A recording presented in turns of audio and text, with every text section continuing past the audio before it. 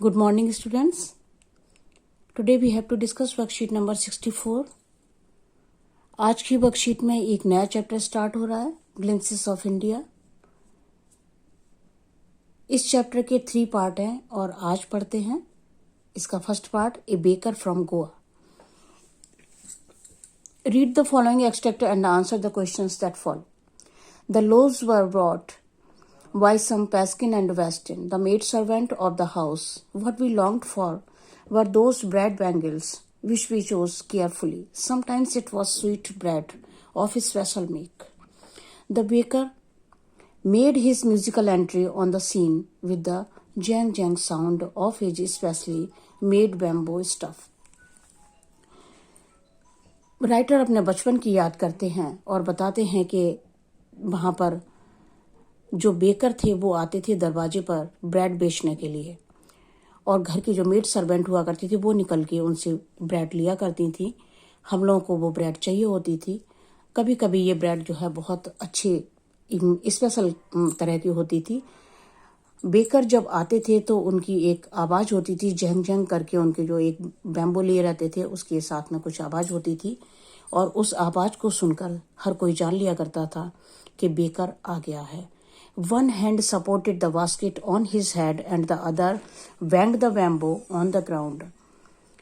एक हाथ से वो सर पर अपनी बास्केट जो है संभाले रहता था जिसमें वो ब्रेड होती थी, और दूसरे हाथ से एक हाथ में एक बैम्बो लिए रहता था जिस पर वो अपनी बास्केट रखता था। He would greet the lady of the house with good morning. जो घर से लेडीज निकलती थी उनको वो गुड मॉर्निंग बोलता था, and then place his basket on the vertical bamboo, और उसके बाद वो अपनी बास्केट जो वर्टिकल बैम्बो लिए रहता था उस पर वो अपनी बास्केट रख लिया करता था। We kids would be pushed aside with a mild rebuke and the loaves would be delivered to the servant. हम बच्चों को वो कहते हैं थोड़ी सी हल्की सी डांट के साथ में वहां से हटाने की कोशिश की जाती थी, और जो ब्रेड होती थी वो मेड सर्वेंट को दे दी जाती थी। But we would not give up, लेकिन हम भी पीछे हटने वालों में से नहीं थे। We would climb a bench और the parapet and peep into the basket somehow. वो कहते हैं हम किसी भी तरह से उनकी बास्केट में झांक कर देख लिया करते थे। I can still recall the typical fragrance of those loaves. वो कहते हैं आज भी मुझे उन लोव्स की, उन ब्रेड की जो टिपिकल फ्रेग्रेंस थी, खुशबू थी, वो मुझे आज भी याद है। Loaves for the elders and bangles for the children. जो ब्रेड वो होती थी वो कई तरह की होती थी, डिफरेंट टाइप की, तो वो याद करते हैं कि लोव्स बड़े बड़े लोगों के लिए जो वो ब्रेड होती थी उसको वो लोव्स कहते हैं, और जो बच्चों के लिए जो ब्रेड होती थी वो उसको बैंगल्स बोलते हैं। Then we did not even care to brush our teeth और वॉश अवर माउथ प्रॉपरली। और वो कहते हैं कि उन बेकर्स के आने की आवाज़ सुनकर हम लोग अपने मुंह हाथ भी कभी नहीं धोया करते थे ठीक से, कभी ब्रश भी नहीं किया करते थे, और उठकर उनके लिए दौड़ जाते थे बाहर। एंड वाई शुड बी, वो कहते हैं क्यों मुंह हाथ धोएं, क्यों हम अपना टीथ को ब्रश करें। Why should take the trouble of plucking the mango leaf for the toothbrush. जो टूथब्रश उनको करना होता था वो कोई मैंगो लीफ होती थी, उससे वो टूथब्रश अपना टीथ साफ किया करते थे। तो वो कहते थे कि उस परेशानी में कौन पड़े। And why was it necessary at all, और वो कहते हैं इसकी जरूरत भी क्या है। The tiger never brushed his teeth. जो टाइगर होते हैं उनके भी तो टीथ होते हैं, वो कभी अपने टीथ साफ नहीं करते। Hot T would wash and clean up everything so nicely after all.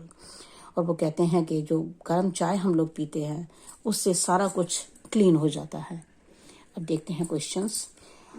What produce the Jhang Jhang sound. जो झंग झंग साउंड का जिक्र हुआ है वो किस से होती थी, तो ये यहाँ पर दिए गए हैं ऑप्शन। इसमें से थर्ड ऑफ द स्टफ अभी हम लोगों ने पढ़ा है।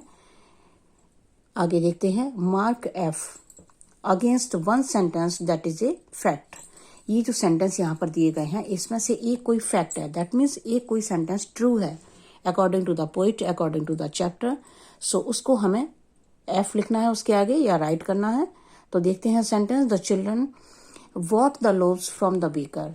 ये सेंटेंस तो ठीक नहीं है क्योंकि लोव्स जो है वो मेड लिया करती थी। Hot tea was used to wash and clean at home. The baker carried the basket on his head. Sweet bread was made of mango leaves. तो इसमें से केवल ये वाला फैक्ट फैक्ट है ये अकॉर्डिंग टू द चैप्टर सही है। The baker carried the basket on his head. Next देखते हैं, choose one meaning that correspond to a word used in the passage. इनमें से कोई एक वर्ड ऐसा है जो पैसेज में आए किसी वर्ड का सिमिलर है। तो देखते हैं यहाँ पे रेप्रीमेंड का मतलब होता है रिब्यूक, डांटना। जो रिब्यूक वर्ड आया है आपके पैसेज में और ये दोनों सिमिलर वर्ड हैं। रेप्रीमेंड एंड रिब्यूक दोनों का मतलब डांटना होता है। अब देखते हैं आगे question, why did the children rush out when the baker arrived at their house.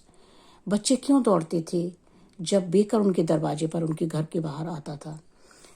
The children rushed out when the baker arrived at their house because they were attracted by the typical fragrance of those loaves. They climbed a bench and peeped into the basket. Next question, describe the baker in your own words. अब baker वो किस तरह के हुआ करते थे वो आपको अपने वर्ड्स में लिखना है। The baker used to wear the traditional Kawai dress. It was a single piece long frock reaching out to the knees. They were very kind and tolerant. When the kids would surround him, he would push them aside with a mild rebuke. तो ये आपके question हो गए complete. अपनी worksheet complete कर लीजिए और अपना ध्यान जरूर रखें, मास्क पहनें, सोशल डिस्टेंसिंग का पालन करें। Thank you so much. Have a nice day.